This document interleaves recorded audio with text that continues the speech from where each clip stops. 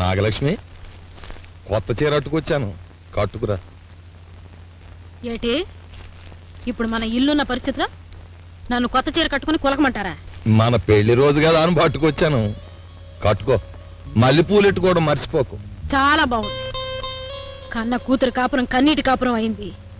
అల్లుడి ఇంటి గుమ్మం తప్పకుండా తిరుగుతున్నాడు. అవేమీ పట్టించుకోకండి. ఇప్పుడు నేను మల్లెపూలు పెట్టుకోవాలి. ఎవరి కర్మ ఆళ్ళదే. నీకు 25 ఏళ్ళై పెళ్ళైనా ఏం లోటు వచ్చింది? ఇంకా 25 ఏళ్ల పొడుచులాగే ఉంటావు. వెళ్ళి కట్టుకురా.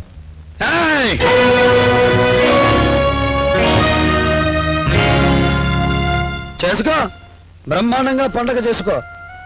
కన్న కూతురు సంతోషంగా ఉంది, ఇంటల్లుడు మరీ మరీ సంతోషంగా ఉన్నాడు. నువ్వు వెరీ వెరీ బ్రహ్మాండంగా పండగ చేసుకో. ఈ రోజు మా అక్కయ్య పెళ్లి రోజున జ్ఞాపకం పెట్టుకుని పువ్వులు తెచ్చాను. ఇంత హుషారుగా నువ్వు ఉన్నామని తెలుసుంటే మామయ్య నీకోసం పట్టు బట్టలు కూడా పట్టుకొచ్చేవాడిని. రేయ్, కళ్ళు కనపడుతున్నాయా? ఎవరితో మాట్లాడుతున్నావా తెలుస్తుందా నీకు?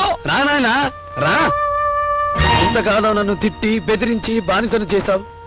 ఇప్పుడు కోరుకున్న అమ్మాయిని దూరం చేసి గుండె ముక్కలు చేశావు. ఇంతకన్నా ఏం చెయ్యగలవు? మావయ్య, నీ ఎదురుగా నోరెత్తి మాట్లాడటం కూడా నాకు రాదే. నా మీద పగ పెట్టుకుని దానుసురెందుకు పోసుకున్నావు? పాపం మావయ్య, మహాపాపం.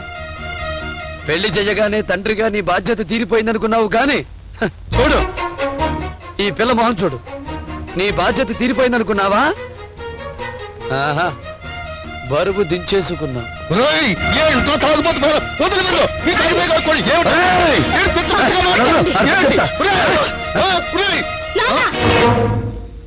నువ్వు కొట్టినా తిట్టినా మావయ్య నోరు తెరవపోవడం వల్లేగా ఎంత అలసైపోయాడు. ఈసారి మావయ్యనేమని అన్నావో నేను ఊరుకోను. జాగ్రత్త.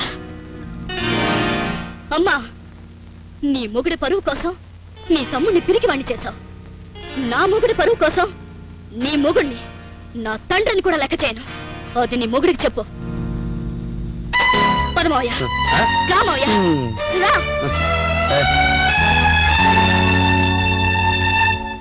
నేను ఆడి అక్కను అనిపించుకోలేకపోయినా అది ఆడి పెళ్ళాం అనిపించుకుంది.